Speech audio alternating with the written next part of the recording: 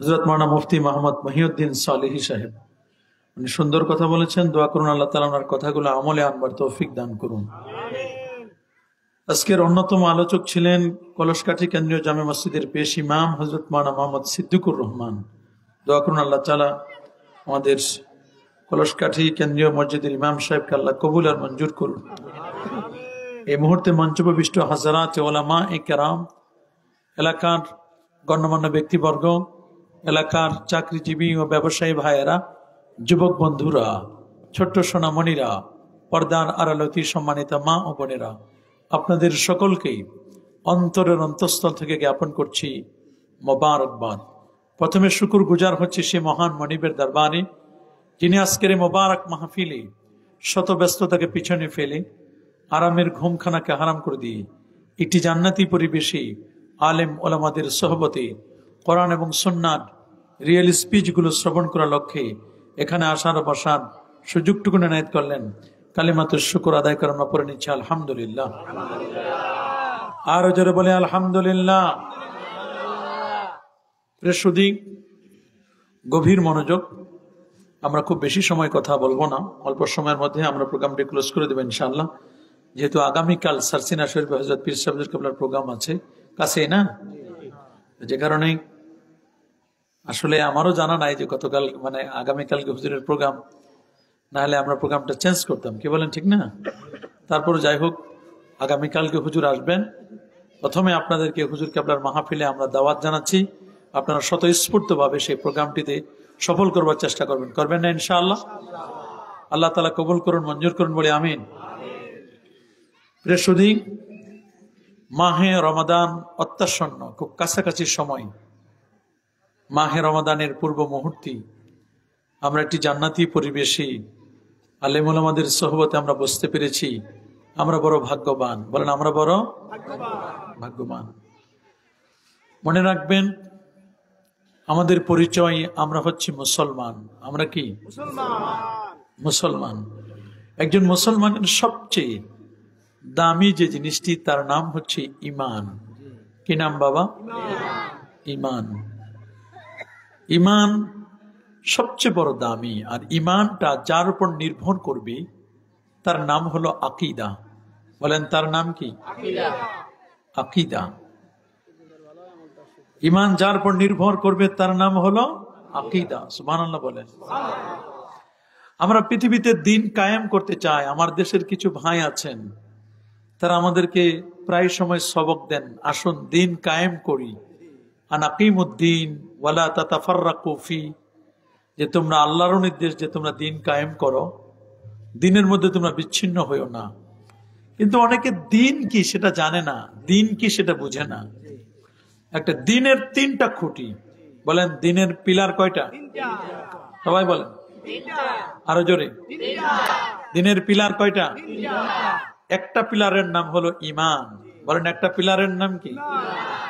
আরেকটা পিলার, আরেকটা খুঁটির নাম হলো ইসলাম। সুবহানাল্লাহ। আরেকটা খুঁটির নাম হলো ইহসান। কয়টা খুঁটি? তিনটা। তিনটার যদি একটা বাদ যায় তাহলে ওটা কি দিন হবে না বদ্দিন? ওটা বদ্দিন, ল্যাংরা দিন, লুলা দিন, অসম্পূর্ণ দিন। তা আমরা তিনটাকেই কায়েম করতে চাই, ঠিক কিনা? দিন কায়েম মানে ঈমানকেও কায়েম করতে হবে, ইসলামকেও কায়েম করতে হবে, ইহসান। এই তিনটার সমন্বিত রূপ হচ্ছে দিন। আল্লাহু আকবার বলেন। ঈমানটা যার উপর নির্ভর করবে তার নাম হলো আকীদা। বলেন, তার নাম কি? যেমন এই পুরো শামিয়ানা, এই কাপড়গুলো নির্ভর করতেছে কতগুলো খুঁটির উপরে, ঠিক না? একটা বিল্ডিং নির্ভর করে, ছাদটা নির্ভর করে পিলারের উপরে। পিলার যত মজবুত হবে ছাদ তত বেশি দিতে পারবেন। ছাদটা হলো ঈমান। বলেন, ছাদটা কি? আর পিলার গুলো হলো আকীদা। বলেন, পিলার গুলো কি? আকীদা। মাটি, বালু মাটিতে কাঁঠাল গাছ বেশি হয়। এই জন্য সব ব্যক্তি ঈমানের দৌলত, ঈমানের সৌভাগ্য তারা লাভ করতে পারেন না। সবার ভাগ্যে ঈমান জোটে না। কত মানুষ আমাদের আশপাশে ঘুরে বেঈমান, আছে না? আছে অনেক মানুষ। সব মাটিতে সব গাছ যেমন হয় না, আবহাওয়া সব আবহাওয়ায় সব রকমের ফসল হয় না। হয় নাকি? হয় না। আমাদের দেশের যে আবহাওয়া, তাতে তো আমাদের এই আবহাওয়ায় সব হওয়ার কথা। কিন্তু আমাদের দেশে খেজুর আমরা হয় দেখেন কম, অনেকে এখন শুরু করছে। অথচ মরুভূমি সে আবহাওয়ায় আল্লাহ তাআলা খেজুর দান করেছেন। সুবহানাল্লাহ, আল্লাহু আকবার বলেন। এক এক আবহাওয়া এক এক রকম। একটা গাছ লাগানোর জন্য একটা চারা গাছ যখন আপনি রোপণ করবেন, এই চারা গাছের শত্রু আছে না নাই? কি কি হতে পারে বলেন তো? চারা গাছের শত্রু পোকামাকড় হতে পারে, আগাছা হতে পারে। চারা গাছের শত্রু হতে পারে গরু ছাগল, ভেড়া বকরি, পারে না? চারা গাছটা খেয়ে ফেলতে পারে। ইমানেরও এরকম শত্রু আছে। বলেন ইমানেরও কি আছে? চারা গাছটা হলো ইমান। চারা গাছটাকে বাঁচানোর জন্য দক্ষ কৃষক কি করে? চতুর্দিকে একটা বেড়া দেয়। বলেন নিরাপত্তার জন্য কি দেয়? বেড়া দেয়। বেড়া যদি না দেন তাহলে গাছ খাইয়ে ফেলবে নাকি? আপনারা কি বলেন? খাইয়ে ফেলবে, গাছটা খাইয়ে ফেলবে। গাছ খাইয়ে ফেলবে। গাছ কি করবে? খেয়ে ফেলবে। বেড়াটা দিলে আর খাইতে পারবে? হ্যাঁ, বেড়া দিলে কিন্তু আর গাছ খাইতে পারবে। এই বেড়াটার নাম হলো আকীদা। বলেন বেড়ার নাম কি? আর গাছটার নাম হলো ঈমান। সুবহানাল্লাহ বলেন। এটা আল্লাহ তাআলা সূরা ইব্রাহিমের 24 নম্বর আয়াত। গাছটার ঈমান পেলাম, গাছটা হলো ঈমান, বেড়া হলো আকীদা। আর এর আমলটা হলো গাছের মধ্যে পানি দেন, সার দেন, নিড়ানি দেন, গাছটা তরতর করে বেড়ে উঠবে। এটা হলো আমল। আমল যিনি যত বেশি করবেন তার চেহারায় তত নূর ফুটে উঠবে। আল্লাহু আকবার বলেন।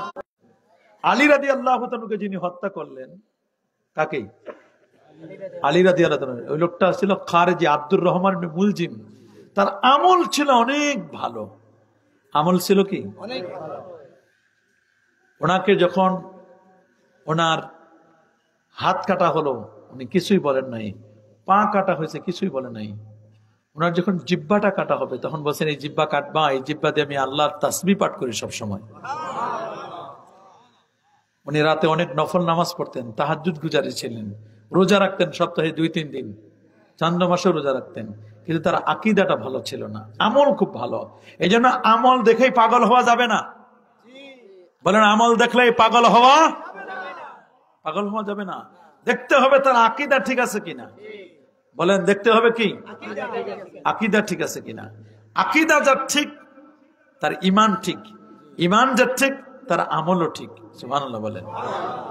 মূল হলো তার আকীদা। মূল হলো কি? একটা জিনিস খুব খেয়াল করবেন, বাদাম আছে না? বাদাম, বাদামের উপরের খোসাটা আছে না? কমলার খোসা আছে, কলার খোসা আছে না? আচ্ছা আপনারা বলেন, কলা যে আমাদের দেশে বিক্রি করে, উপরের চামড়াটা খুলে নিয়ে বিক্রি করে নাকি চামড়া সহ? ছোলা সহ বিক্রি করে না? কেন? ছোলাটা যদি খুলে নিয়ে এসে কলা বিক্রি করে, সুবিধা না? কি বলেন? কেউ কিনবেন? আপনারা বলেন তো কেউ কিনবেন? বলবেন যে আপনারা ছোলা, আপনারা তো ওটা ফালাই দিবেন, ওটা রাখে লাভ কি? আমি আপনাদের কাজটা করে দিছি, ছোলাটা আমি কি করছি?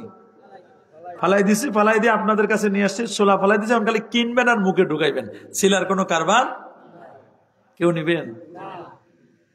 ইভেন কলা কিনতে গিয়ে যদি মানুষ দেখে যে একটা কলার ছোলা একটু উঠছে, বলে ভাই এটা পাল্টাই দেন। বলে মিয়া পাল্টাই দেবার কি আছে, আপনি তো এটা ছোলাটা একটু পরে খুলে ফেলেই দিবেন, ফেলে দিয়ে আপনি কলাটা খাবেন। এই কলাটা আপনি কলাটাকে কাভার করে রাখছেন, আল্লাহ তাআলা ঢেকে রাখছেন কলাটা নিরাপদের জন্য, কলার মধ্যে যেন কোনো দূষিত কিছু না বসে। এই কলাটাকে নষ্ট করে দিতে পারে কি? মাছি। দূষিত করে দিতে পারে না? পোকামাকড়, মাছি, মশা মাছি এগুলো নষ্ট করে দিতে পারে না কলাটাকে? কলা যত দেখেন, কলাটা দেখেন সুন্দর লাল টুকটুকে বা হলুদ বর্ণ হয়েছে, সুন্দর কলাটা। এই কলাটা কেউ, শিলা কলা কেউ কিনতে চায় না। শিলা কলা কেউ কিনতে, মনে রাখবেন কলাটা হলো ঈমান। বলেন কলাটা কি? উপরের যে ছোলাটা, এইটা হলো আকীদা। এটা কি? আপনার ঈমানের যতই করেন, যত কিছু বলেন, ঈমানটাকে প্রোটেকশন দিবে কিন্তু আপনার আকীদা। আল্লাহু আকবার।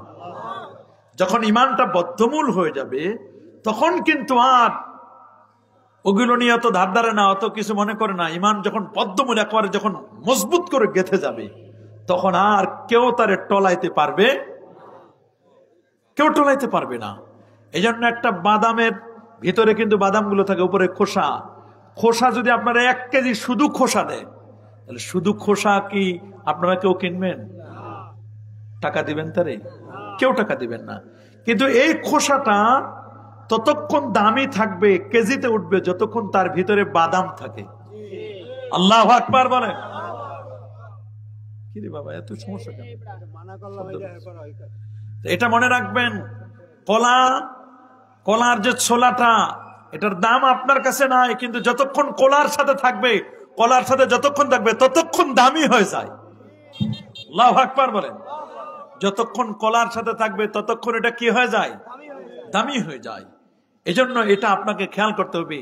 আপনি দামি করতে চাইলে একটা সোহবতের দরকার আছে, আছে না? কি বলেন, সোহবতের দরকার আছে নাকি? ভালো মানুষের সোহবতে আপনাকে যেতে হবে। এজন্য আল্লাহ নবী বলছেন, সোহবতের কারণে অনেক কিছু হয়ে যায়। সুবহানাল্লাহ।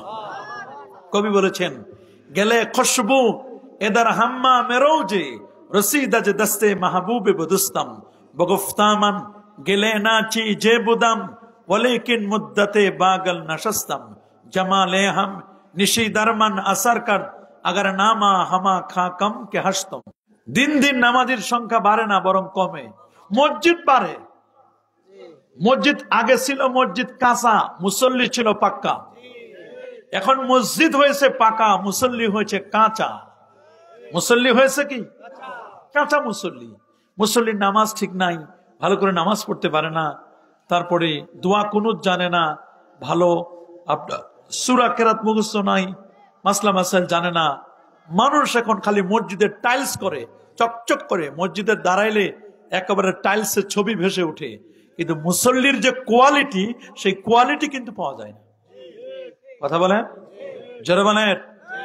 এই জন্য কোয়ালিটি সম্পন্ন মুসল্লি বানাতে হবে। আমরা অনেক সময় যুবকদেরকে নামাজের দিকে তাকিদ দিলে, নামাজের কথা বললে বলে কি যে হুজুর আপনারা পরে আগায় রাখেন, আমাদের এখনো বয়স হয়নি। ওর জানি কখন বয়স হবে। অথচ আমার রাসূল বলেন 7 বছর বয়স হলে তাকে নামাজের তাগিদ দিতে হবে। কয় বছরে? 7 বছরে তাগিদ দিতে হবে। 10 বছর বয়স হলে পরে নামাজের জন্য তাকে মারপিট করে হলেও তাকে নামাজ পড়াতে হবে। তারপরে যদি নামাজ পড়তে না চায়, তাহলে তার বিছানা আলাদা করে দিতে হবে। আল্লাহু আকবার বলেন। কিন্তু আমরা তো তা করছি না। বিছানা আমরা কেউ আলাদা করি? আর যারা আমরা নামাজ পড়ি, আমাদের নামাজের কোয়ালিটি দেখলে তো মনে হয় মুরগি যেমন আধার খায়, খালি টোকা দেয় টোকা দেয়। 5G গতিতে আমরা নামাজ পড়ি। সুন্নতের ধার ধারে না, ফরজটা কোনো মতে পড়ে, তাই এত শর্ট টাইমে জুমার দিন শুধু 2 রাকাতের জন্য মসজিদে যায়। কয় রাকাতের জন্য? কাবলাল জুমা নাই, বাদাল জুমা নাই, দুখুলুল মসজিদ নাই, তাহিয়াতুল উযু নাই, কিচ্ছু নাই। খালি খুতবার সময় যায় 2 রাকাত পড়বে, 2 রাকাত পরে যাবে সবার শেষে, আসবে সবার আগে। আসার সময় আবার জুতাগুলো পাল্টে নিয়ে আসবে। মা বাবার জন্য একটু দোয়া নাই, একটু মিলাদ শরীফ নাই, একটু নবীকে দাঁড়িয়ে সালাম দেবে মহব্বতে, তা নাই। শুধু নাই আর নাই, কিচ্ছু না, শুধু 2 রাকাত নামাজ পড়তে যাই। নাহলে মানুষ বলবে যে কেমন এটা জামাই বেসাইলাম, এলাকার জামাই, হিন্দু না মুসলমান। জুমার দিনও তো মানুষ কমপক্ষে মসজিদে যায়। কথা বলে। এইরকম নামাজি হলে হবে না। নামাজটা পড়তে হবে এমন ভাবে, আনতা আবুদাল্লাহ কাআন্নাকা তারা ফাইন লাম তাকুন তারা ফাইন্নাহু ইয়ারাকা। তুমি এমন ভাবে ইবাদত করবে কেমন যেন তুমি আল্লাহকে দেখতে পাচ্ছ। যদি তুমি আল্লাহকে দেখতে না পাও, আল্লাহ তাআলা আপনাকে আমাকে দেখছেন, এই ধ্যান খেয়াল নিয়ে নামাজ পড়তে পারো। আল্লাহু আকবার। আমরা গত কয়েকদিন আগে একটা রিপোর্ট দেখলাম, বাংলাদেশে নামাজির সংখ্যা মাত্র 13%। কত পার্সেন্ট? ওর দেখো না, অথচ বৃহত্তম 3য় মুসলিম রাষ্ট্র, সুবহানাল্লাহ বলে, 3য় মুসলিম দেশ, নামাজির সংখ্যা কত? 12-13% মুসল্লি। তা মনে হয় জুমার দিনে হিসাব করছে। কোন দিন? জুমার দিনের হিসাব। যদি 5 ওয়াক্ত নামাজের হিসাব করতো, একটা গ্রামে কত মানুষ। আপনি খোঁজ নিয়ে দেখবেন, ফজরের নামাজে 2 জন না হয় 5 জন, একটা কাতারও অর্ধেকও হয় না। ইমাম সাহেব হুজুর তার সাথে 3-4 জন ফজরে। কথা বলে, নামাজের সংখ্যা নাই।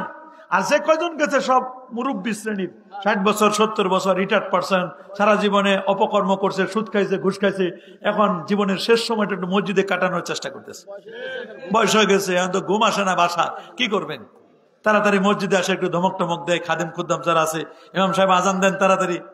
এক মসজিদে তো 3টার দিকে যায়, ইমাম সাহেব আজান দিতে বলছে, মানে মুয়াজ্জিনে আজান দিতে বলছে, তাড়াতাড়ি আজান দেন, এখনো ফজরের আজান দেন নাই, ঘড়ি দেখে 2:45 বাজে। কয় যে হুজুর আমারও বাসায় ঘুম ধরে না তো, এই জন্য তাড়াতাড়ি আইসি মসজিদে, মসজিদে আসে আজান দেওয়ার কথা বলছি। ঘড়ি আর দেখে নাই, ঘড়ি আর নামাজ, যার নামাজ ঠিক তার সব ঠিক। বলেন যার নামাজ ঠিক তার। সমাজের মধ্যে নামাজ যেমন উঠে গেছে, পর্দা পুশিদা আস্তে আস্তে দিন দিন উঠে যাচ্ছে। দখল করে নিচ্ছে সুদ ঘুষ, কথা বলেন, বেহায়াপনা বেলাল্লাপনা, পরকিয়া, তালাক। সমাজের মধ্যে সহযোগিতা নাই। আগে একটা মানুষ বিপদে পড়লে সহযোগিতা করত, এখন সহযোগিতা নাই, এখন আছে খালি প্রতিযোগিতা। সমাজে কি এখন আর সহযোগিতা আছে নাকি? আছে প্রতিযোগিতা। প্রতিযোগিতা ছাড়া কিছু না। ও দোতলা বাড়ি দিচ্ছে, আমিও দোতলা দিব, একটা ইট হলেও বেশি দিব। নাউজুবিল্লাহ বলেন। এখন তো সংসদ চলে না, চলে? সংসদ বন্ধ না, এখন চায়ের দোকানগুলো মিনি সংসদ। খালি যদি কালারফুল টেলিভিশন হয় আর চাটা একটু ভালো হয়, ওরে বাপরে বাপ, ওটা একটা গিবত সেন্টার। বলেন ওটা কি সেন্টার? যত গিবত, গ্রামের যত লোকের আজারিয়া কথা, মানে মানুষ যেটা আপনারা বলেন বরিশালে আজারিয়া নাকি, আজারিয়া যত বক্তব্য সব কোন জায়গায়? ওই চায়ের দোকানে। অমুকের ছেলেই করে, অমুকের মেয়ে করে, অমুকের বাসায় করে, অমুকে করে, অমুক একটু উঠে যাচ্ছে, ভালো খাইতেছে, ওরে কেমনে নামানো যাবে, ওরে কেমনে একটা মামলা দেওয়া যাবে, এই চিন্তা সারাক্ষণ চলে। কি বলেন, চলে না? আবার হিংসাও করে কম না। একজনের সাথে আরেকজনের হিংসা, বিদ্বেষ, দ্বন্দ্ব, কলহ, মারামারি, কাটাকাটি, খুন খারাপি, হত্যা, জিজ্ঞাসা, এগুলোই চলে সমাজে। সুদখোর ঘুষখোরদের দৌরাত্ম বেড়ে গেছে। চোরের মার বড় গলা, বলেন না, চোরের মার। যারা সুদখোর, তার যারা ঘুষখোর, এরা আবার বড় গলায় কথা বলে। আবার আমাদের দেশের ইমাম সাহেবরা যদি সুদখোরের বাসায় দাওয়াত পায়, খুব মজা করে খায়। কথা বল না কেন? গরিবের বাসায় দাওয়াত খাবে না, সুদখোরের বাসায় দাওয়াত, আইটেম বেশি, মাল বেশি না, টাকা বেশি, এই জন্য ওই বাসায় দাওয়াত বেশি খায়। কিন্তু জানে না, সুদখোর ঘুষখোরের বাসায় দাওয়াত খালে তার কলব বন্ধ হয়ে যাবে, চোখে পানি আসবে না, ইবাদত কবুল হবে না। কথা বলেন, আজকে তো এটাই চলতেছে সমাজের মধ্যে। আবার যে সুদখোর ঘুষখোর, তার আবার আমি কি বেশি খাই হুজুর, 100 টাকা না খালি 10 টাকা নিই, বেশি নিই না, অল্প নেই। অল্প খাওয়া যাবে? আর রাশিওয়াল মুরতাশি কেলাহুমা ফিন্নার, যে ঘুষ নেয়, ঘুষ দেয়, উভয়ে জাহান্নামী। শুধু 73টা গুনাহ, সবচেয়ে ছোট্ট গুনাহ নিজের মায়ের সাথে জিনা করা। আর সবচেয়ে বড় গুনাহটা হলো আল্লাহ এবং আল্লাহ রাসূলের সাথে যুদ্ধ ঘোষণা করা। নাউজুবিল্লাহ বলেন। এই জন্য জজ বার্নার্ড শোকে জিজ্ঞেস করা হয়েছিল, স্যার, উনি আইরিশ শাস্ত্রের জনক, 40 লক্ষ পুস্তকের সামনে রেখে গবেষণা করছিলেন জজ বার্নার্ড শো। ওনাকে জিজ্ঞেস করা হয়েছিল, স্যার, পৃথিবীর মধ্যে সেরা জাতি কোনটা? উনি বলছিলেন মুসলমান। বলছেন পৃথিবীর মধ্যে সবচেয়ে খারাপ জাতি কোনটা? বলছে মুসলমান। বলেছে এটা কেমন কথা? একই জাতি সেরা, আবার একই জাতি খারাপ, এটা হয় কেমনে? একটা জাতি নিন্দিত, আরেকটা জাতি আবার নন্দিত। বলে কোন মুসলমান যখন তার ইসলামের নীতিমালাগুলো মান্য করে চলবে, নবীর সুন্নাহগুলো মান্য করে চলবে, কোরআনের বক্তব্যগুলো মান্য করে চলবে, এই মুসলমান সবচেয়ে বড় দামি। আবার যেই মুসলমান কোরআন সুন্নাহ ধার ধারে না, নিজের মন মতো চলে, মন গড়া মতবাদ দিয়ে চলে, এই মুসলমান সবচেয়ে নিকৃষ্ট, সবচেয়ে খারাপ, নিন্দিত। একটা হলো নন্দিত, আর একটা হলো কি নিন্দিত। আমরা কি নন্দিত হতে চাই না নিন্দিত? নন্দিত আমরা হতে চাই।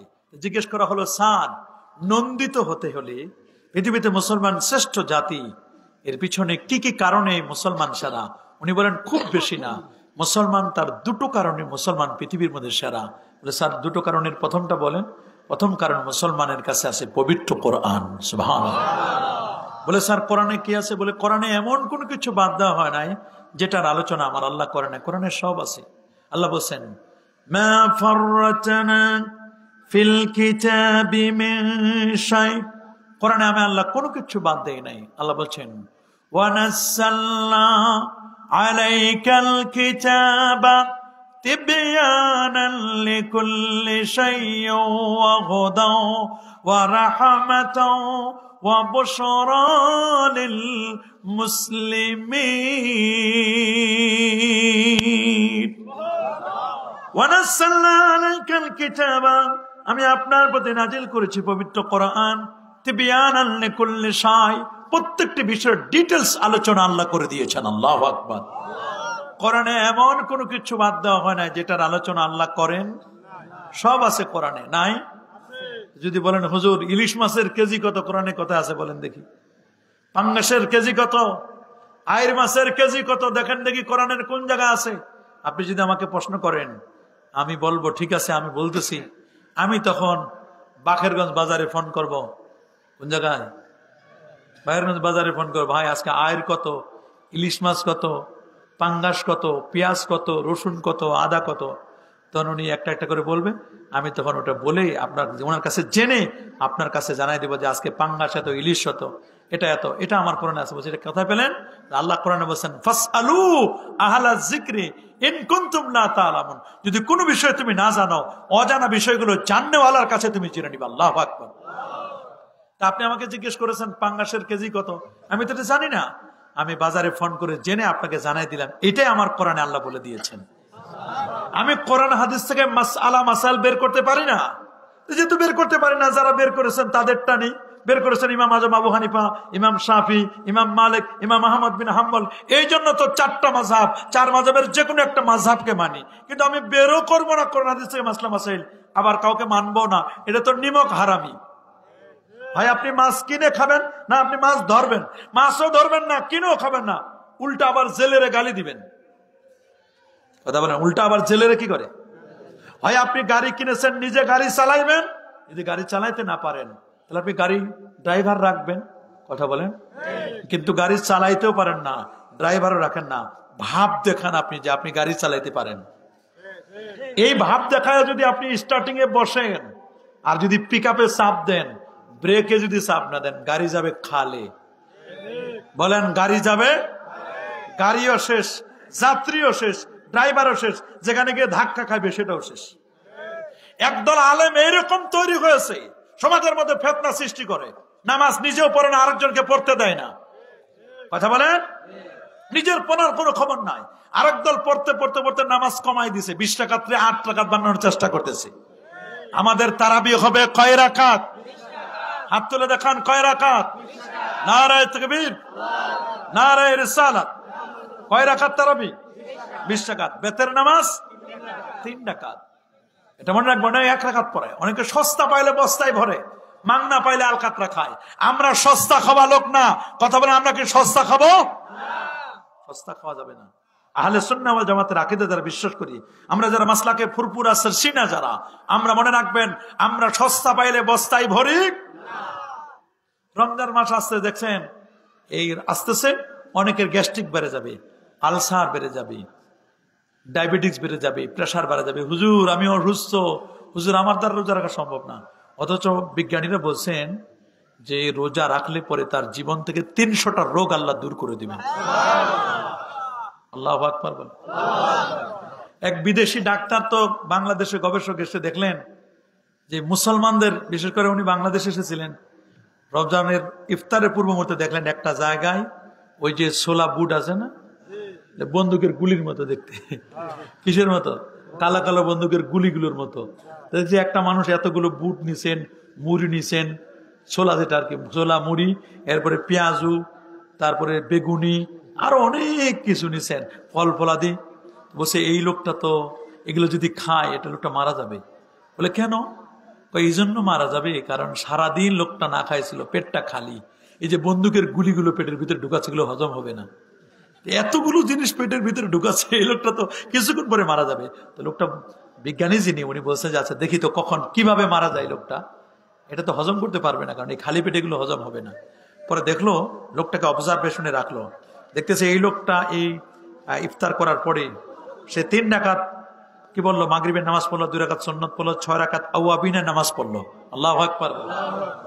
এরপরে কিছুক্ষণ রেস্ট নিয়ে আবার কিছু খাইলো, খাওয়ার পরে আসলো তারাবির নামাজ পড়তে, এসে আসার নামাজ পড়লো 4 রাকাত, 2 রাকাত সুন্নত পড়লো, আগে আবার 4 রাকাত সুন্নত পড়ছে, এরপরে 20 রাকাত তারাবি পড়লো, 3 রাকাত বেতের পড়লো, আবার 2 রাকাত নফল পড়লো, এরপর আবার দাঁড়ায়া নবীর সালাম দিল। এত কিছু করার পরে চিন্তা করছে কি রে, এটা তো মরে না। পরে বলছে ভাই আপনার পেট ব্যথা হয় না? বলে না কিছু না, এখন যা ভাত খাবো।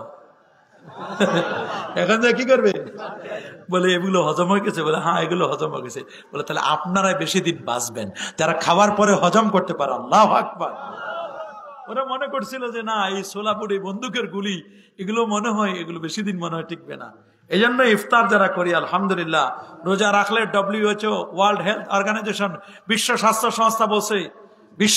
সংস্থা বলছে যারা রোজা রাখবে তারা সুস্থ থাকবে। আল্লাহু আকবার।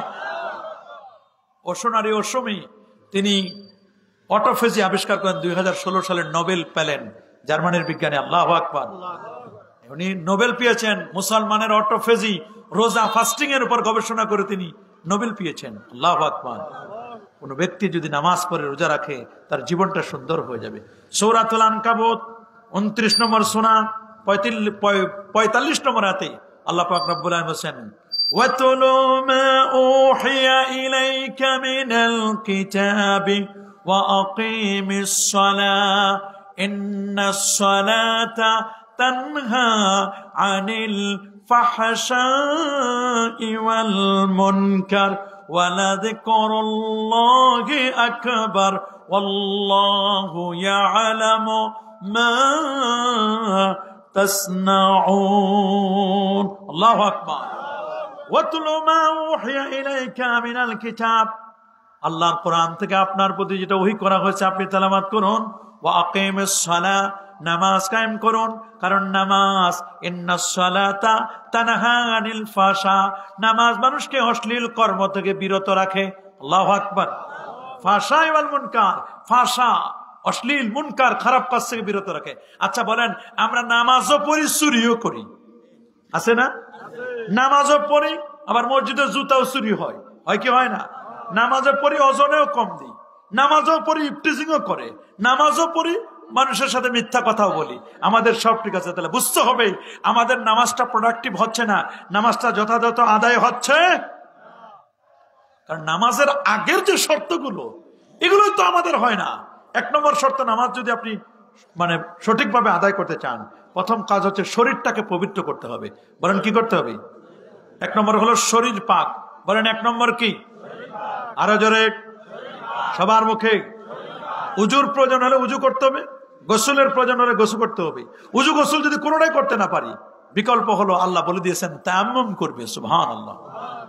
আল্লাহ তাআলা আমাদেরকে বলে দিচ্ছেন স্পষ্ট করে সূরা মায়েদার 6 নম্বর আয়াতে, ইয়া আইয়ুহাল্লাযীনা আমানু, হে ইমানদার বান্দাগণ, ইযা কুমতুম ইলাস সালাতি ফাগসিলু উজুহাকুম ওয়া আইদিয়াকুম ইলাল মারাফিক ওয়ামসাহু বিরুউসিকুম ওয়া আরজুলাকুম ইলাল কাবাইন। আল্লাহু আকবার। এই আয়াত দ্বারা প্রমাণিত হলো উজুর ফরজ হলো 4টা। কয়টা বাবা? আরো জোরে বলেন, উজুর ফরজ কয়টা? আপনি যদি এই ফরজগুলো যথাযথ আদায় না করেন আপনার নামাজ হবে? তাহলে আপনাকে প্রথমে শরীরটাকে পবিত্র রাখতে হবে।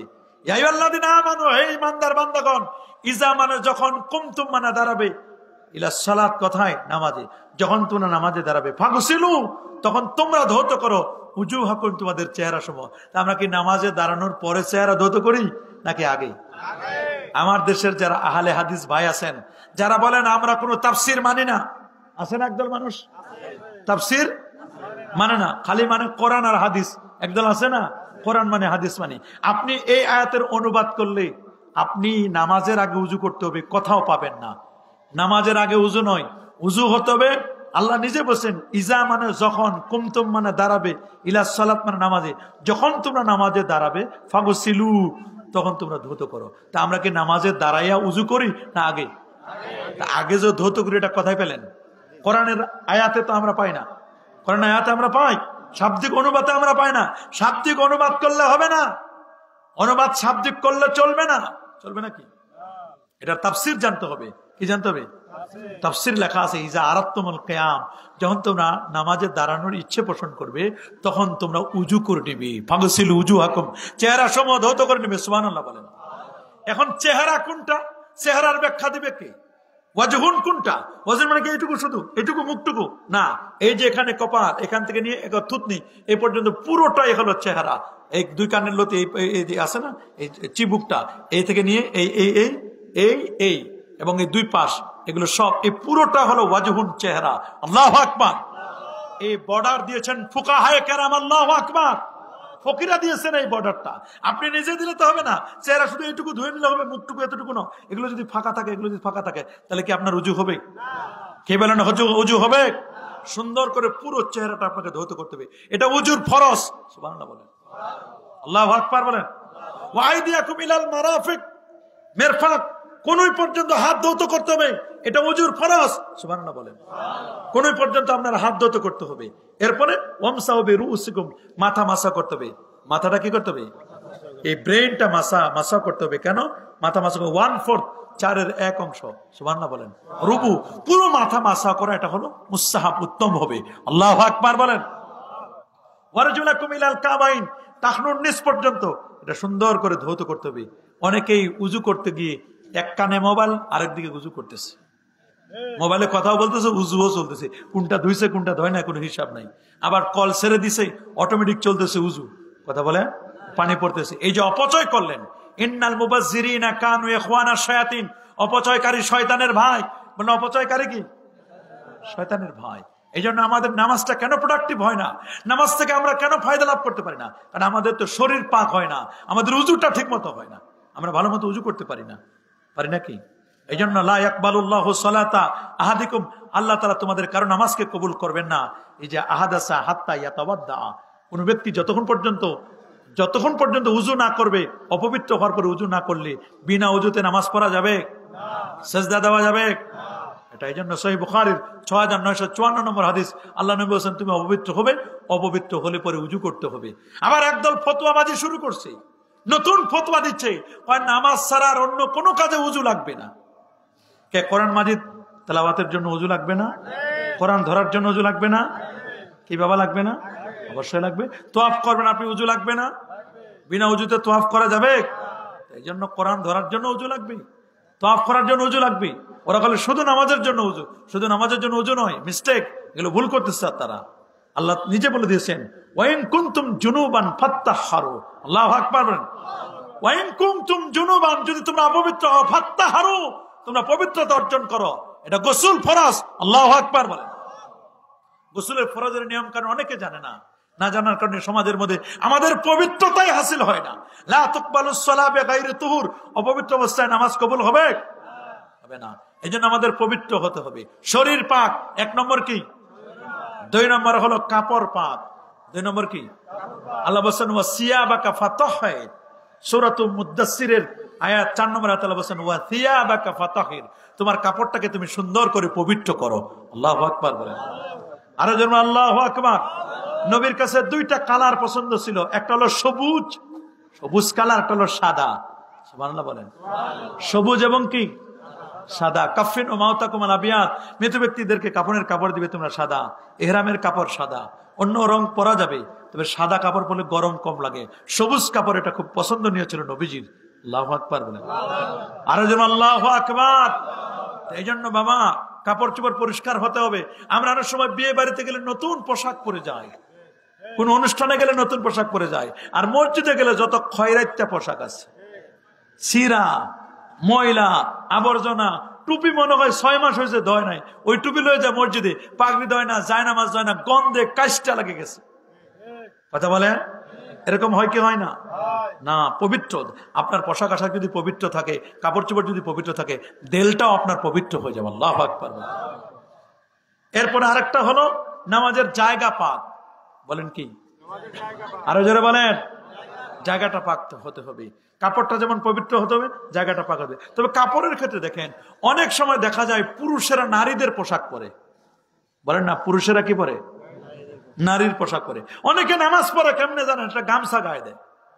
অনেক পুরুষকে দেখেছি ওড়না গায়ে দিয়ে নামাজ পড়তে। মেয়েদের ওড়না গায়ে দিয়ে কি করে? নামাজ পড়ে, একা একা নামাজ পড়ে, গেঞ্জি গায়ে দেয়, খালি গায়ে নামাজ পড়ে। এমন নামাজি আছে না? আছে না? গতকালকে সিলেটে দেখলাম, বিয়ানীবাজারে যাওয়ার সময় আমরা দেখতেছি একটা মসজিদে, মানে ইস্তেঞ্জা করতে নামছি, বিশাল মসজিদ, দেখলাম মুসল্লি 2 জন, ইমাম 1 জন, 3 জন মিলে পুরো মসজিদের এশার নামাজের মুসল্লি হলে এই কয়জন? চিন্তা করে দেখেন। তা পোশাক আশাক যা দেখলাম তা কত কি এক অবস্থা। এই জন্য নামাজটা পড়তে হবে লিবাসুত তাকওয়া, খুযু যিনাতাকুম ইনদা কুল্লি সালাত। নামাজের জন্য পোশাকটা ভালো হতে হবে। নারীরা অনেক সময় পুরুষের পোশাক পরে, রাসূলুল্লাহ লানত করেছেন। অনেক মেয়ে মানুষ দেখবেন আপনি পর্দা নাই, আছে পর্দা? এখন বেপর্দাগিরি, বেহাপনা, বেলাল্লাপনা চলছে, পর্দা নাই। মেয়ে মানুষ প্যান্ট শার্ট পরতেছে, পরে না? বলেন না, মেয়ে মানুষ কি পরে? প্যান্ট শার্ট পরে, পুরুষের পোশাক পরে। মেয়েরা চুল কেটে পুরুষদের মতো ছোট ছোট করে চুল রাখে। বোরকার নামে চলে ফ্যাশন। বলেন, বোরকার নামে চলে কি? মাত্র 2 টাকার শ্যাম্পুর অ্যাড দেওয়ার জন্য পুরো শরীর উলঙ্গ করে দেয়। নাউজুবিল্লাহ বলেন। আর এখন বেপরদাগিরি, বেহায়াপনার জন্য যত ব্যবস্থাপনা সব আছে। মোবাইল অ্যান্ড্রয়েড সেট পাইছেন, এই অ্যান্ড্রয়েড সেটে মানুষের ইমান, আমল, আকীদা সব নষ্ট করে দিচ্ছে। আগে তো সিনেমা হল দেখতে যেত মানুষ, ভয় পাইতো মা বাবা কিনা কি বলে। এখন পকেটে পকেটে সিনেমা হল। ইমান নষ্ট করার যন্ত্র এখন পকেটে পকেটে। কথা বলেন। আগে তো মানুষ একটু সমীহ করত, এখন আর সমীহ করার সুযোগ মানুষের নাই, বড় কঠিন অবস্থা। এই জন্য বাবা, পর্দা করা ফরজ। করনা ফি বুয়ুতিকুন্না ওয়ালা তাবাররাজনা তাবাররুজাল জাহিলিয়াতিল উলা। আল্লাহু আকবার বলেন। তা তো বরিশালে একটু পর্দা আছে, উত্তরবঙ্গে গেলে তো পর্দার পও নাই। মনে হয় কোরআনের আয়াত ওরা জানেই না। কথা বলেন। যত উত্তরবঙ্গে যাবেন তত পর্দা কম, যত দক্ষিণবঙ্গে আসবেন, নোয়াখালী, পটুয়াখালী, বরিশাল, বরগুনা, এই অঞ্চলগুলোতে তুলনামূলক ভাবে পর্দা আছে। আলহামদুলিল্লাহ বলেন। আরো জোরে বলেন আলহামদুলিল্লাহ। অনেক জায়গায় পর্দা কম, পর্দা নাই। আল্লামা শাহ সুবিনে সারদিন আহমদ রহমতুল্লাহ বলছেন, বাবা আমার যত নিয়ামত দেখো, অধিকাংশ নিয়ামত আমার পর্দার কারণে। শর্ষিনার হুজুরের বাড়িটা দেখছেন কি উঁচা করে ঘেরা, কারো দেখার কোনো সুযোগ নাই, আছে নাকি? কেউ যদি গাছে ওঠার চেষ্টা করে তারপরেও সুযোগ নাই। আল্লাহু আকবার, এত উঁচু করে দেওয়াল দেওয়া। সুবহানাল্লাহ, সুবহানাল্লাহ। পর্দা, পর্দা করা ফরজ, এটা আমরা অনেকে ভুলে গেছি। আমার রাসূল হযরত আলী রাদিয়াল্লাহু তাআলা লক্ষ্য করেছেন, ইয়া আলী লা তুদবিন নাজরাতান নাজরা। আলী, তোমার নজরকে কন্ট্রোল করো। আলী, তোমার নজরকে কন্ট্রোল করো। প্রথম নজর যদি লম্বা হয়, এটা দ্বিতীয় নজর বলে গণ্য হবে। রাসূল বলেন, মান নাজারা ইলা মাহাসিন ইমরা। কোন পর নারীর দিকে যদি কেউ নজর করে তাকায়, কিয়ামতের দিন আল্লাহ তার চোখের মধ্যে সীসা গলায় ঢেলে দিবেন। নাউজুবিল্লাহ। আরো জোরে বলেন নাউজুবিল্লাহ। নাই, বোরকার নামে ফ্যাশন চলে। বোরকার নামে কি চলে? যে বোরকা দিয়ে মানব দেহের একজন নারীর ভিতরের অবয়ব দেখা যায়, অঙ্গ প্রত্যঙ্গ দেখা যায়, ওটা বোরকা নয়, ওটা ফ্যাশন। কে বলেন ওটা কি বোরকা? ওটা ফ্যাশন। স্বামীর জন্য ভালো পোশাক আদি পরে না, স্বামীর জন্য ভালো পোশাক টোশাক পরে না, কিন্তু বাহিরে যখন বের হয় তখন নতুন পোশাক বের করে, চেহারার মধ্যে ডিস্টেম্বার করে। কথা বলেন। এমন সেন্ট দেয়, আশপাশের মনে হয় আধা কিলো যুবককে আকর্ষণ করার চেষ্টা করে। নাউজুবিল্লাহ। এই যে কাজগুলো করছে, এগুলো বেপরদাগিরি, এগুলো বেহায়াপনা, এগুলো বেলাল্লাপনা। নিজের স্বামীর জন্য সাজে না, অপরের জন্য সাজে। কথা বলে, পর পুরুষকে দেখানোর জন্য সাজে। তাতে বুঝতে হবে ওই মহিলার মতলব খারাপ। কথা বলেন, যারা বলেন মতলব খারাপ। সমাজের মধ্যে আস্তে আস্তে করে দিন দিন পর্দা প্রথা কিন্তু উঠে যাচ্ছে। মা খালা নামাজ পড়তে চায় না, অথচ মেয়েদের জন্য 5 ওয়াক্ত নামাজ, স্বামীর খেদমত, রমজানের রোজা, হজ ফরজ হলে হজ, যাকাত ফরজ হলে যাকাত, এগুলো কাজ যদি করতে পারে, নিজের লজ্জাস্থানটাকে হেফাজত করতে পারে, 8টা বেহেশতের যে কোনো বেহেশত দিয়ে সে যেতে পারবে। আল্লাহু আকবার বলেন। আরো যেমন আল্লাহু আকবার। নামাজের অন্যতম শর্ত, 3 নম্বর শর্ত হলো নামাজের জায়গাটা পবিত্র হতে হবে। সুবহানাল্লাহ। যারা বলেন জায়গা পাক, কি করতে হবে? মুসলমানের জন্য, আমাদের উম্মত মুহাম্মদের জন্য আইলের উপর নামাজ পড়লে আইলের উপর নামাজ হয়ে যাবে। আইলের উপর যদি নামাজ পড়েন, রাসূল বলেন জুইলাতিল আরদু মাসজিদা ওয়া তাহুরা। আমার উম্মতের জন্য গোটা পৃথিবী মসজিদ। বলেন, আমার উম্মতের গোটা পৃথিবী মসজিদ। গোটা পৃথিবীর যে কোনো জায়গায় নামাজ পড়বেন, আপনার নামাজ হয়ে যাবে। আল্লাহু আকবার বলেন। 4 নম্বর, সতর ঢাকা ফরজ। সতর ঢাকা কি বলেন না? ইয়া বানি আদম খুযু যিনাতাকুম ইনদা কুল্লি মাসজিদ ওয়া কুলু ওয়াশরাবু ওয়া লা তুসরিফু ইন্নাহু লা ইউহিব্বুল মুসরিফিন। সূরাতুল আরাফের 31 নম্বর আয়াতে আল্লাহ বলেন, জিনাতের পোশাক গ্রহণ করো। জিনাতের পোশাক কোনটা? জিনাতের পোশাক হলো মাথায় টুপি, পাগড়ি, সুন্নতি জামা। আল্লাহু আকবার বলেন। সতর ডাকতে হবে। পুরুষের সতর আছে, বাবা পুরুষের সতর নাই? একেবারে হাঁটু থেকে নিয়ে নাভি পর্যন্ত পুরুষের সতর। আর মেয়েদের সতর পুরো দেহটা অবয়ব ঢেকে রাখতে হবে। আল্লাহু আকবার। এখন নতুন নতুন ফতোয়াবাজি করছে একদল বের হয়েছে, যদিও জরুরতের ক্ষেত্রে কবজি থেকে নিয়ে পর্যন্ত চেহারাটা দেখানো যাবে, এটা সাক্ষী দেওয়ার সময়, এটা ভিন্ন জরুরতের মাসালায়। কিন্তু এমনি সময় চেহারা খোলা রাখে, বলে আমি তো পর্দা করি, চেহারা খোলা। চেহারাটাই যদি খোলা থাকে তার পর্দার দরকার কি? একটা মানুষের চেহারাটা তো আসল, কথা বলে না কেন? তুমি চেহারা খোলা রাখবা, চেহারার মধ্যে তুমি ডিস্টেম্বার করবা, আর এমন পোশাক পরে যুবকদেরকে তুমি আকর্ষণ করবা, যদি আকাশে যদি চাঁদ উঠে, এটা তো দেখবে সবাই, কথা বলেন। যদি আম পেকে থাকে তো ওইখানে তো ঢিল মারবে। এই জন্য যুবকদের দোষ দিলে হবে না। তুমি মা বোন, তুমি পর্দা করো, পর্দা করা তোমার জন্য ফরজ। তুমি নিজেকে সেভ করো। আল্লাহু আকবার। সেভ করতে চায় না, খালি বাইরে বের হওয়ার জন্য পাগল পারা। বাবা, টিউবের কাজ হলো ভিতরে থাকা, আর টায়ারের কাজ হলো বাহিরের প্রোটেকশন দেওয়া। বলে টিউব ভিতরে থাকে না বাহিরে? বলেন না, টিউব এটা সফট, এটা নরম, এটা ভিতরে থাকে। আর টায়ার, এখন টায়ার যদি মনে করে আমার ভিতরে ঢুকাও, আর টিউব বলে আমি বাইরে বেরোবো, টিউব তো সব জিনিস, ওটা যে কোনো জিনিস সহ্য করতে পারবে না। একটা পুরুষ মানুষ 120 তলার উপরে উঠে টাইলস লাগায়, ফিটিংস এর মালামাল লাগায় না? আর উনি শুধুমাত্র একটা সুপারি গাছে উঠতে পারে না, বাস থেকে নামতে না পারে। বাসটা ভালো মতো না থামাইলে নামতে পারে? ট্রলারটা ভালো মতো না থামাইলে নামতে পারে? ধরে উঠার লাগে, ধরে নামার লাগে। ওই জায়গায় কত দুর্বল তারা। এছাড়া প্রতি মাসে 3 দিন থেকে 10 দিন তারা অসুস্থ থাকে, কথা বলেন। দুর্বলতার তো কোনো শেষ নাই তাদের। তারপরে এরা সমান অধিকার চাই। ইসলামের সমান অধিকার জায়েজ নয়, আল্লাহ রাসূল যা দিয়েছেন সেই অধিকার তোমরা চাও, কথা বলেন, জোরে বলেন। ইসলামের সমান অধিকার জায়েজ আছে নাকি? আল্লাহ নিজে বলছেন যত পুরুষ তত ভাগ, যত মেয়ে যত নারী তত ভাগ, যত ছেলে ডাবল ভাগ। পুরুষটা যদি 2 টাকা পায়, নারীটা পাবে 1 টাকা, মেয়েটা ডাবল পাবে একটা পুরুষ। আল্লাহ দিয়েছেন, কারণ মেয়েটা অন্য জায়গা থেকে পাবে আরো। সুবহানাল্লাহ বলেন। তা আমরা অনেক সময় এটা বুঝি না, না বুঝার কারণে। আর এখন তো ইসলাম বুঝার জন্য বড় কঠিন হয়ে গেছে। আল্লাহর মেহেরবানি, এখন আস্তে আস্তে ইসলাম বুঝা শিখতেছে। তবে আমরা মনে করব আগামীর বাংলাদেশ কোরআন এবং সুন্নাহর বাংলাদেশ। আল্লাহু আকবার। আলেম ওলামার বাংলাদেশ।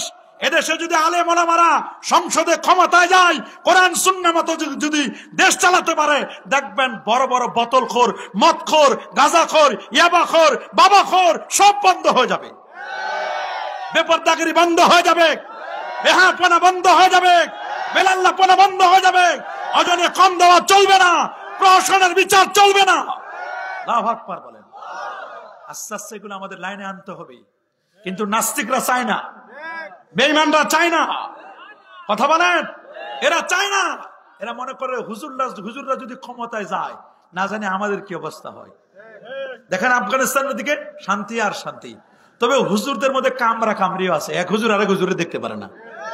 খালি টঙ্গীর ইস্তেমার ময়দানটা দিছে, এই যে 4-5 জন খুন হয়ে গেছে, মানুষ মনে করে দেখছো হুজুরদের খালি টঙ্গীর ইস্তেমার ময়দানটা দিছি, তাতে এত মারামারি, এত কাটাকাটি। দেশ দিলে জানি হুজুররা কি করবে। এই জন্য সাবধান, নিজেরা নিজেদের পায়ে কুড়াল মারবেন না। বাংলাদেশের এই সুবর্ণ সুযোগ হাতছাড়া করবেন না। আর 100 বছর এরকম সুযোগ পাবে না বাঙালি, কথা বলেন। আমার রাসূল বলেছেন লা ইউফলিহা কওমুন, কোন সম্প্রদায় কখনো সফলকাম হবে না। ওয়াল্লামরুহু ইমরাহা, যেই সম্প্রদায়ের প্রধান হবে নারী, নারীদের থেকে আমাদের মুক্ত থেকে পুরুষরা ক্ষমতা আসুক। কেন দেশে পুরুষ নাই নাকি সব মরে গেছি আমরা? পুরুষদের ক্ষমতায়। তবে ওলি আল্লাহরা ক্ষমতা চায় না। শর্ষিনার হুজুর ক্ষমতা চান নাই, ওনারা চান চেয়ারটাকে পরিষ্কার করতে, ময়লা পরিষ্কার করতে। কেউ যদি ক্ষমতা চায় যাক, আল্লাহর ওলিরা দুনিয়ার ক্ষমতা চায় না, আল্লাহর ওলিরা চায় আসল ক্ষমতা, কথা বলেন, জোরে বলেন। ওলি আল্লাহরা প্রকৃত ক্ষমতাটা চায়। এরা চায় ইসলাহে নফস, ইসলাহে কওম, ইসলাহে হুকুমত। সমাজটা সংশোধন হোক, সমাজের মানুষগুলো নামাজি হোক, আল্লাহওয়ালা হোক, পরোপকারী হোক। আল্লাহু আকবার। সমাজের 100 জন মানুষ যদি আল্লাহওয়ালা হয়, এখান থেকে যখন চেয়ারম্যান হবে, তখন একজন আল্লাহওয়ালা চেয়ারম্যান হবেন। সমাজ যদি সংশোধন হয়, এরকম হাজার হাজার একটা দেশ সংশোধন হবে। গ্রাম, এলাকা, ইউনিয়ন, থানা, জেলা, বিভাগ আস্তে আস্তে করে সংশোধন করে পুরো দেশ যখন ভালো হয়ে যাবে, তখন এখান থেকে ভালো ভালো নেতৃত্ব আসবে। আসবে না? আমাদের ভালো হওয়া দরকার আছে না নাই? ভালো হওয়ার একটা অন্যতম মাধ্যম হলো নামাজ। বলেন আমাদের কি করতে হবে? নামাজ। নামাজের শর্ত হলো 70 টাকা। নামাজের শর্ত কি? কিবলামুখী হওয়া। সুবহানাল্লাহ বলেন। আমার রাসূল 16 কিংবা 17 মাস বাইতুল মুকাদ্দাসের দিকে ফিরে নামাজ পড়েছিলেন। কত? 16 কিংবা 17 মাস। কিন্তু নবীর তামান্না ছিল, আল্লাহ কাবা শরীফটা যদি আমার জন্য কিবলা হতো কতই না ভালো হতো। কাবাটা কিবলা হলে আমার জন্য ভালো হতো।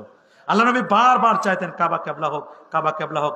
এটা ইব্রাহিম নবীর কিবলা, ইসমাইল নবীর কিবলা, আমার বাপদাদাদের কিবলা। আল্লাহ বলেন দোস্ত আপনার চাওয়া অনুযায়ী কাবাটাকে আমি কিবলা বানাই দিলাম। এই যে নবী 16-17 মাস বাইতুল মুকাদ্দাসের দিকে ফিরে নামাজ পড়ছেন, আমরা একদিন পড়লে হবে? অথচ এটা সহিহ হাদিস। হাদিসের দোয়াই দিলে হাদিস মানে বললে হবে না। আমরা নবীজির সুন্নাত মানে। আল্লাহু আকবার। আমরা হাদিসকে বিশ্বাস করি, হাদিসকে হেফাজত করি, সুন্নাহকে পালন করি। সুবহানাল্লাহ বলেন।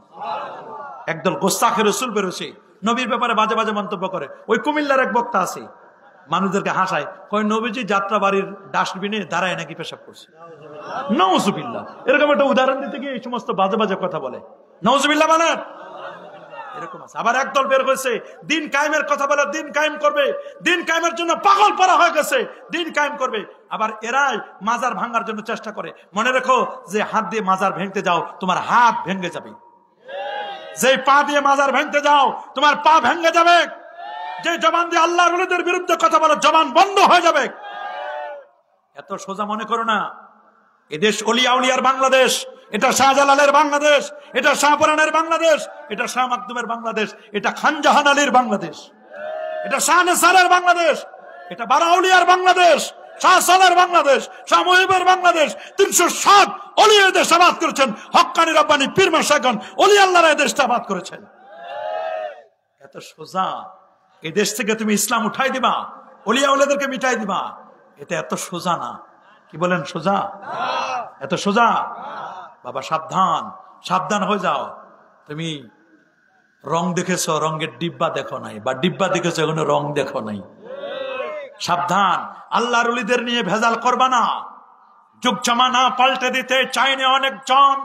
এক মানুষে আনতে পারে জাতির জাগরণ। এক মানুষে বিপদে কালে বাঁচায় কাফেলা, ক্ষুদ্র ডিঙ্গা বাঁচায় জাহাজ, অসীম দুনিয়া। এমনি করে চলছে হেথায় রাত্রি দিনমান। একটি বাতি জ্বালতে পারে হাজার বাতির প্রাণ। এক একটা এলাকায় যুবকরা যদি তৎপর হয়, যুবকরা যদি নামাজি হয়, তাহলে দেখবেন যুবকদের মাধ্যমে পুরো সমাজ পরিবর্তন হবে। বৈষম্য বিরোধী আন্দোলন যারা করেছেন তারা বুড়া নয়, তারা যুবক। তারা কি ছিল? যুবক। 70 বছর অবসান ঘটায়া নতুন বাংলাদেশ উপহার দিয়েছে। কথা বলেন। তবে যদি আবার যেন যদি জুলুম করে তাহলে তো যেই লাউ সেই কদু। আবার যদি জুলুম হয় তাহলে তো সেই লাউ সেই কদু, যে লাউ সেই কদু। কথা বলেন। আমরা আর জুলুম দেখতে চাই না, আমরা আর দুর্নীতিবাজদের দেখতে চাই না, আর কোন ফ্যাসিস্ট আমার দেশের চেয়ারে বসুক, এটা আমরা কখনো চাই? আমরা চাই দেশটা আমাদের সবার। এই দেশের 95% নামাজি হোক, মুসলমানরা সবাই নামাজি হোক, চাই না? সবাই রোজা রাখুক। ইচ্ছাকৃত যে একটা রোজা ছেড়ে দিবে, ইচ্ছাকৃত একটা রোজা যে ছেড়ে দিবে, সারা জিন্দেগি ভর রোজা রাখলেও পরে এই রোজার কাফারা কাজা আদায় হবে। কি বলেন? কাজা আদায় হবে নাকি? অনেকে রোজা রাখতে চায় না, রোজা রাখতে চায় না, পছন্দ করে না। ডায়াবেটিস বেড়ে যাবে, প্রেশার বেড়ে যাবে। আবার অনেক বের হয়েছে, অনেকে মনে আছে নিজের মা বাবা বলে হুজুর ছেলেটার পরীক্ষা সামনে, রোজা রাখলে স্বাস্থ্য খারাপ হয়ে যাবে। অথচ বিজ্ঞান বলছে, রাসূলুল্লাহ বলেছেন, যদি সুস্থ থাকতে চাও রোজা রাখো। আল্লাহু আকবার বলে। বিজ্ঞানীরা তো কত কথা বলেছে, কত কথা বলেছে। আমার নবীর 5টা হাদিস নিয়ে বিজ্ঞানীরা গবেষণা করেছে লন্ডনে। আল্লাহু আকবার। 1985 12 মার্চ মাটির নিচে তারা মাটির নিচে বিল্ডিং বানিয়ে 3 তলা ভবন বানিয়ে নবীজির প্রথমে কোরআনের পর গবেষণা করেছে, কোরআনে কোনো ভুল ধরতে পারে নাই। এরপর দ্বিতীয় টার্গেট ওদের আল্লাহ নবীর হাদিস মুবারাকা। ওরা একটা হাদিস প্রথমে নিল। আল্লাহ নবী 1500 বছর আগে বলেছেন, মান তাসাব্বাহা কুল্লা ইয়াউমিন বিসাবে তামারাতিন আজওয়াতান। যে ব্যক্তি সকালবেলা 7টা আজওয়া খেজুর খাবে, ওই লোকটা যদি 1 গ্লাস বিষ খায়, অথবা ব্ল্যাক ম্যাজিক কালো জাদু যারা করে, জাদু করে, তাহলে তার জাদু কোনো ক্ষতি করতে পারবে না। বিষ খাইলে বিষ তার দেহের মধ্যে কোনো ক্ষতি করতে পারবে না। কি খাইলে? আজওয়া খেজুর, খেজুর খালি না, আজওয়া খেজুর। কি খেজুর? রাসূল বলেছে ইন্নাল আজওয়া মিনাল জান্নাহ। ওরে বাবা, আজওয়া খেজুর এটা জান্নাতি খেজুর। আল্লাহু আকবার। বলেন তো আজওয়া খেজুর কি খেজুর? এটা জান্নাতি খেজুর। আজওয়া খেজুর জান্নাতি খেজুর। আল্লাহু আকবার বলেন। আজওয়া খেজুর জান্নাতি। তো ওরা 5 জন ফাঁসির আসামিকে এনেছে, নবীর হাদিস প্রমাণ করবে। ওদেরকে 7টা আজওয়া খেজুর খাওয়াই দিয়েছে সকালে। খাওয়াই দেওয়ার পরে 1 গ্লাস করে বিষ খাওয়াই দিয়েছে। যদি মরে যায় তাহলে বুঝবো মোহাম্মদ মিথ্যা বলেছে। নাউজুবিল্লাহ। আর জোরে বলেন নাউজুবিল্লাহ। কি আমার নবী কি মিথ্যা বলেছেন? নো, আমার নবী কখনো মিথ্যা বলতে পারেন না। নবী 63 বছরের জিন্দেগিতে একটি মিথ্যা কথাও বলেন নাই। তিনি ছিলেন আল আমিন। তিনি কি ছিলেন? আল আমিন ছিলেন। আল্লাহু আকবার বলেন। সেই নবী এমন, as a father, as a teacher, as a lawgiver, as a lawmaker, as a reformer of the society, Muhammad sallallahu alaihi wasallam is the superman of the world. Allahu akbar. বাবা হিসেবে, শিক্ষক হিসেবে, আইনদাতা, আইন প্রণেতা, সমাজ সংস্কারক হিসেবে আল্লাহ নবী হচ্ছেন সুপারম্যান অফ দ্য ওয়ার্ল্ড। জগতের সুপারম্যান হচ্ছে আমার নবীজি। আমার নবীর চেয়ে কেউ আছে নাকি? মাখলুকাতের মধ্যে সাইয়্যিদুল খালায়েক ওয়াল বাশার, সকল সৃষ্টির সেরা হচ্ছে আমার নবীজি। খোদা বুজুর্গ তুই কিসসা মুখতাসার। আল্লাহর পরে নবীর মর্যাদা, যে নবীর সাথে একবার মুসাফা করতো 40 দিন পর্যন্ত হাতে ঘ্রাণ পাওয়া যেত।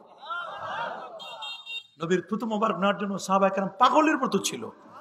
যে নবীর চারিত্রিক মাধুর্যতার কথা আল্লাহ নিজে বলেছেন, ওয়া ইন্নাকা লাআলা খুলুকিন আযীম। সেই নবী কি কখনো মিথ্যা বলতে পারেন?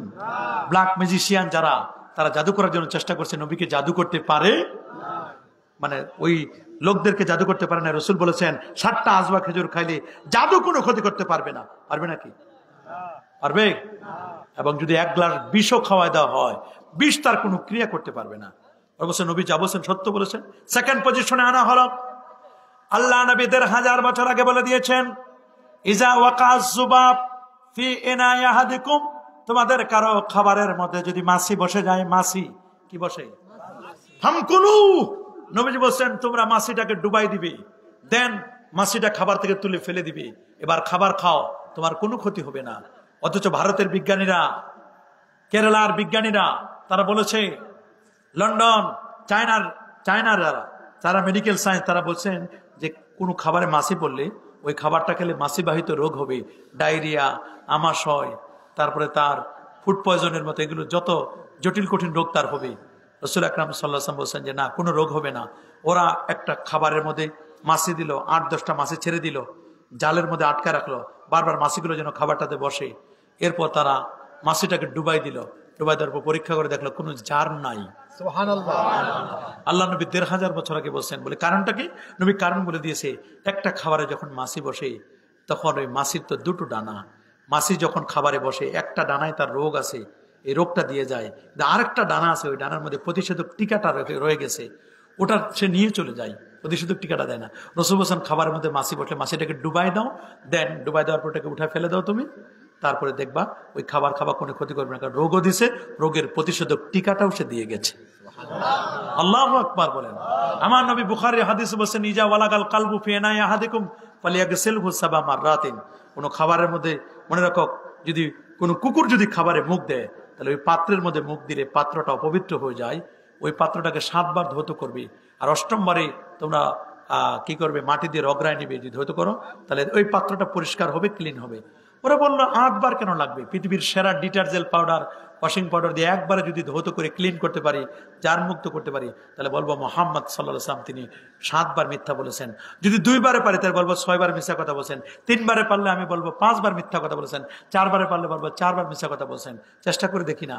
পৃথিবীর সেরা ওয়াশিং পাউডার নিয়ে আসলো, একটা পাত্র ডগ স্কোয়ার দিল, কুকুর দিল, মুখটা দিল, তারা পৃথিবীর সেরা পাউডার দিয়ে ধৌত করার পরে ল্যাবরেটরিতে নিয়ে এক্সপেরিমেন্ট করলো, ল্যাবরেটরি থেকে রেজাল্ট আসলো জার্মিস 82%, মাত্র 12% জার জীবাণু চলে গেছে। কেউ বলছেন যে প্রায় 18% জীবাণু চলে গেছে, এখনো 82% জীবাণু রয়ে গেছে। এভাবে করে আরেকবার ওটাকে পরিষ্কার করা হলো, আবার নেওয়া হলো, আবার নেওয়া হলো। 7 বার যখন ওটাকে ধৌত করার পর ল্যাবরেটরিতে এক্সপেরিমেন্ট করছেন, 7ম বারের পর দেখলো জার্মিস 99.9, এখনো 99.99% এখনো জীবাণু রয়ে গেছে, মানে বাদ হয়েছে, এখনো সামান্য একটু জীবাণু রয়ে গেছে। 8ম বারে যখন রসুল্লাহর হাদিস অনুযায়ী মাটি দিয়ে রগড়ায় নিল, এবার এক্সপেরিমেন্ট করার জন্য ল্যাবরেটরিতে দিল। ল্যাবরেটরি থেকে রেজাল্ট আসছে জার্মিস 0,0,0,0, কোনো জীবাণুই নাই। আমার নবী যা বলেছেন সত্য বলে দিয়েছেন। আল্লাহু আকবার। নবীর বাণীগুলো এত এক্সিলেন্ট বাণী, আল্লাহ নবীর বাণীগুলো প্রমাণ করেছেন। সেই নবী তিনি কিন্তু সময় মতো নামাজ পড়তেন। আল্লাহ নবী বলে দিয়েছেন তোমরা সময় মতো নামাজ পড়বে। ইন্নাস সালাতা তানহা আনিল ফাহশা ওয়াল মুনকার, যেমন বলছেন। আবার বলছেন ইন্নাল্লাহ তাবারাকা ওয়া তাআলা, আল্লাহ সুবহানাহু ওয়া তাআলা আমাদের জন্য সময়টাকে নির্ধারণ করে দিয়েছেন। সময় কি করে দিয়েছেন? আল্লাহ পাক রব্বুল আলামিন নির্ধারণ করে দিয়েছেন, ইন্নাস সালাতা কানাত আলাল মুমিনিনা কিতাবাম মাওকুতা, নির্ধারিত সময় নামাজ পড়তে হবে। নামাজ পড়তে হবে নির্ধারিত সময়ে। একদল মানুষ মুসল্লি আছে এমন, ফাওয়াইলুল লিল মুসাল্লিন আল্লাযীনা হুম আন সালাতিহিম সাহুন, নামাজে যারা গাফেল। সূর্য ডুবে যায় তখন আসরের জন্য উযু করে, আবার মনে করেন জোহরের শেষ ওয়াক্ত ওই সময় নামাজ পড়ে। সূর্য উঠে উঠে ভাব একটা গায়ে গামছা দিয়ে কোনো মতে উযু করে নামাজে দাঁড়ায় যায় না, এরা গাফেল। বলেন এরা কি? যারা ইচ্ছাকৃত নামাজ ছেড়ে দিবে, সাবধান। ইচ্ছাকৃত নামাজ ছেড়ে দিলে সেজন্য কুফরের মতো অন্যায় কাজ করে ফেললো, কুফরের মতো অন্যায় কাজ করে ফেললো। নামাজ ছেড়ে দেওয়া যাবে নাকি? বুঝছেন, এক ওয়াক্ত নামাজ ছেড়ে দিলে হাসিয়ার মধ্যে লেখা আছে 80 হুকবা জাহান্নামের মধ্যে জ্বলতে হবে। কত হুকবা? 80 হুকবা। তাফসীরে জালালাইনের মধ্যে আহকাবা এর ব্যাখ্যা লিখছেন 80 হুকবা জাহান্নামের মধ্যে জ্বলতে হবে। কত? এক ওয়াক্ত নামাজ ছেড়ে দিলে তার রুজি রোজগার কমে যাবে, রুজি রোজগার কমে যাবে, চেহারার সৌন্দর্য নষ্ট হয়ে যাবে। কেউ যদি চেহারার মধ্যে সৌন্দর্য আনতে চায় সেজন্য নামাজ আদায় করে। আল্লাহু আকবার বলেন। আহারে, মা বোনদেরকে পর্দায় রাখতে চায় না, বোনদেরকে পর্দায় রাখতে চায় না, আল্লাহর কাছে কি জবাব দিব? জবাব রেডি করছেন? কত বড় কঠিন নামাজ। যার নামাজ ঠিক তার সব ঠিক। বলেন যার নামাজ ঠিক, নামাজে ভেজাল, সব জায়গায় ভেজাল। বলেন নামাজে ভেজাল। নামাজের নিয়ত করা ফরজ। বলে নামাজের নিয়ত করা কি? একটা হলো নিয়ত পড়া। নিয়ত পড়া হলো মুস্তাহাব, নাওয়াইতু আন উসাল্লি লিল্লাহি তাআলা, এটা হলো পড়া। আর নিয়ত করা এটা হলো ফরজ। ইন্নামাল আমালু বিন্নিয়াত, প্রত্যেকটি কাজের ফলাফল তার নিয়তের উপর। সুবহানাল্লাহ বলেন। বাসা থেকে বের হয়েছেন, নিয়ত করছেন, যথেষ্ট, দ্যাটস এনাফ। এরপর নাওয়াইতু আন উসাল্লি লিল্লাহ বললে এটা আপনার মুস্তাহাব হবে। রোজারও নিয়ত আছে, নাওয়াইতু আন আসুমা গাদান, এই নিয়ত, রোজার নিয়ত করা হলো ফরজ, আর নিয়ত পড়া হলো মুস্তাহাব। সুবহানাল্লাহ বলেন। এটা হলো করা, এটা হলো পড়া, দুটো আলাদা আলাদা জিনিস। তো রমজানের রোজা রাখবেন তো ইনশাল্লাহ? রাখবেন তো ইনশাল্লাহ? 5 ওয়াক্ত নামাজ পড়বেন তো? খালি কি নিজেরা রোজা রাখবেন না আশপাশে যারা আছে তাদেরকে রোজার কথা বলবেন? সবাইকে রোজা রাখার কথা বলবেন। ইমাম সাহেবরা বিরাট ভূমিকা পালন করবেন, রোজার ব্যাপারে গুরুত্বপূর্ণ কথা বলবেন। কিয়ামতের ময়দানে ছটপট ছটপট করবে একদল মানুষ, পিপাসায় কাতর। আরেক জায়গায় দেখবে যে বিশাল খাবার দাবারের আয়োজন চলতেছে, গ্রাম কি খাবারে। বলছে ভাই এই কঠিন মুহূর্তে কোন জায়গায় খাবার দাবার ঘ্রাণ পাওয়া যাচ্ছে? বলে এরা দুনিয়ার জমিনে রোজা রেখেছিল, আল্লাহ তাআলা এদের জন্য একটা স্পেশাল গেট দিয়েছেন, নাম তার রাইয়ান। কি নাম? রাইয়ান নামক বেহেশত, যা গেট দিয়ে তারা প্রবেশ করে ওখানে একেবারে এমন এমন খাবার দাবার তারা পাবে আপনি কল্পনাই করতে পারবেন না। আল্লাহু আকবার বলেন। দুনিয়াতে যারা খায় এরা মনে রাখবেন, দুনিয়াতে রমজান মাসে যারা খাবে ওইখানে তারা কিন্তু মাহরুম হবে। ইচ্ছাকৃত রোজা ছেড়ে দিবেন না। 5 ওয়াক্ত নামাজ পড়বেন, রোজা রাখবেন, রাখবেন তো ইনশাল্লাহ? কোরআন মাজিদ খতম করবেন, রমজান মাসে কোরআন খতম করবেন। সাহাবায়ে কেরাম রমজানের প্রিপারেশন নিতেন 6 মাস আগ পর্যন্ত। কয় পর্যন্ত? 6 মাস। আর নবীজি 2 মাস পর্যন্ত প্রিপারেশন গ্রহণ করতেন। আল্লাহু আকবার বলেন। রোজার জন্য তওবা করে নেবেন, জীবনের গুনাহ থেকে মাপ চেয়ে নেবেন আল্লাহর কাছে, তওবা করবেন। নিজের ছোট ছোট বাচ্চাদেরকে রোজা রাখানোর চেষ্টা করবেন। 7 বছর হয়ে গেলে, 10 বছর হয়ে গেলে রোজার জন্য তাগিদ দিবেন, ওরা যেন রোজা রাখে। রাখবেন না ইনশাল্লাহ? আর এমন মুরব্বী যদি হয়ে যায় রোজা রাখতে পারতেছে না, তার জন্য কাফারা দিবেন। কি দিবেন? ফিদিয়া দিবেন। ফিদিয়া, ফিদিয়া তো আমি মিসকিন, ফিদিয়া দিবেন। দিবেন তো ইনশাল্লাহ? কাবলাল জুমা পড়বেন, বাদাল জুমা পড়বেন, রমজানের কোরআন খতম করবেন, পড়বেন তো ইনশাল্লাহ? 20 রাকাত তারাবি পড়বেন। কয় রাকাত? সাহারি খেতে উঠছেন, একটু 10 মিনিট আগে উঠলেন, উজু করে নিয়ে 2 রাকাত করে 4 রাকাত তাহাজ্জুদের নামাজ পড়বেন। কিসের নামাজ? ফাতাহাজ্জাত বিহি নাফিলাতান লাক আসা আন ইয়াবাসাকা রাব্বুকা মাকামাম মাহমুদা। আল্লাহ আপনাকে অনেক মর্যাদা দিবেন। তাহাজ্জুদ যারা পড়ে জটিল কঠিন রোগ হবে না, চেহারা আল্লাহ নূর দিয়ে দিবেন, লোকটি মুস্তাজাবুদ দাওয়াত হয়ে যাবে, আল্লাহ তার দোয়াগুলোকে কবুল করে নেবেন। আপনি বলেন হুজুর তাহাজ্জুদ আমরা ফরজে পড়ি না, আর তাহাজ্জুদ বলছেন আপনি? তাহাজ্জুদ পড়বেন তো ইনশাল্লাহ? আওয়াবিন নাস পড়বেন, জিকির আসকার করবেন, করবেন তো ইনশাআল্লাহ? এগুলো করবেন। নিজেরা ইফতার করবেন, ইফতারের আইটেম একটু কমাই দিয়ে পাশের বাসায় একটু ইফতারি দিবেন, গরিব দুঃখীদের একটু ইফতারের সহযোগিতা করবেন। একটু খাবার দাবারের সহযোগিতা করবেন, প্রত্যেকে বাসায় ইফতারি মিলাদ পড়াবেন তো ইনশাআল্লাহ। মা বাবা কবর জগতে গেছেন, তাদের জন্য একটু মিলাদ পড়াবেন, একটু কোরআন খানি খতম করবেন তো, প্ল্যান করবেন, ফ্যামিলি প্ল্যান। ফ্যামিলি প্ল্যান বলতে অনেকে বুঝে যে ছেলে মেয়ে কয়টা নিব, এটা ফ্যামিলি প্ল্যান এটা না। ফ্যামিলি প্ল্যান মানে আমরা কারা কারা কোরআন মাজিদ পড়তে পারি, টার্গেট হবে আগামী রমজানে আমরা সবাই 1 খতম করে 2 খতম করে কোরআন মাজিদ তেলাওয়াত করবো। আল্লাহু আকবার। করবেন এই প্ল্যান করব। যাদের পক্ষে সম্ভব রমজান মাসে ওমরা করবেন, রসুল বলেন যারা রমজানে ওমরা করবে তারা আমি রসুল্লাহর সাথে যেন হজ করলো। আল্লাহু আকবার বলেন। এগুলো করার চেষ্টা করবেন তো ইনশাআল্লাহ। নামাজ নামাজ নামাজ, আসসালাত আসসালাত, নামাজটার জন্য ছুটে না যায়, এই বিষয়টা খেয়াল করবেন। 5 ওয়াক্ত নামাজের পরে দোয়া করবেন। কি করবেন? অনেক আছে দোয়া করতে চায় না। 5 ওয়াক্ত নামাজের পরে দোয়া করবেন, মুনাজাতের পরে দোয়া করবেন তো ইনশাআল্লাহ। আজানের পরে দোয়া করবেন, জানাজা নামাজের পরে কাতার ভেঙ্গে দাফনের পরে দোয়া করবেন, সূরা ফাতিহা 3 বার, সূরা ইখলাস 11 বার, দরুদ শরীফে দোয়া করবেন না ইনশাআল্লাহ। এই বিষয়গুলো আপনারা সকলে খেয়াল করবেন। দোয়া মুনাজাত করবেন তো। এগুলো অনেক সময় করতে চায় না, অনেকে বলছে দোয়া করব, হাত না তুললে হয় না। আরে বাবা, দোয়া যদি করা যায় হাতও তোলা যায়। এমনি ভিক্ষার নেওয়ার সময় হাত তোলে, মুষ্টির চাল নেওয়ার সময় হাত তোলে, ফেতরার টাকা নেওয়ার সময় হাত পাতে না, মাহফিলে কালেকশনের সময় হাত পাতা যায়। তাই নামাজের পরে হাত তুলে আল্লাহর কাছে দোয়া করা যায় না? কে চায় না? আল্লাহর কাছে সারেন্ডার করতে হবে, আত্মসমর্পণ করে আল্লাহর কাছে আমাদের চাইতে হবে। দেওয়ার মালিক কে? জোরে বলেন। দেওয়ার মালিক কে? দেওয়ার মালিক হচ্ছেন আল্লাহ তাআলা। মানুষের প্রতি জুলুম করবেন না। অনেক মানুষ ক্ষমতা এখনো আসে নাই, ক্ষমতা আসার আগে জুলুম শুরু করে দিয়েছে। বলেন, মানুষের প্রতি জুলুম করে কি করে না? করে না? মনে করে ইসলাম কায়েম করে আলেছে, জুলুম করতেছে মানুষের প্রতি। বাবা শুনেন, 17 বছর বা 18 বছর যারা জুলুম করেছে তারা তো জালেম হিসাবে দেশে নাই, আছে নাই, তারা কিন্তু বিতাড়িত হয়ে গেছে। কারণ মনে রাখবেন, আপনারা তখন ছিলেন মাজলুম, আপনাদের প্রতি মানুষের সব নেস, দয়া, মায়া, যে না এই লোকগুলো 18 বছর পর্যন্ত কষ্ট দিছে, আলেমদের পায়ে বেরি পরাইছে, হাতে ডান্ডা পরাইছে। কথা বলেন, কষ্ট পাইছি না আমরা? আমরা যদি আবার ওইটা পুনরাবৃত্তি করি, আমরা যদি আবার আগের মতো জুলুম করা শুরু করে দিই, তা আমরা তো ওইরকম জালেমে হয়ে গেলাম।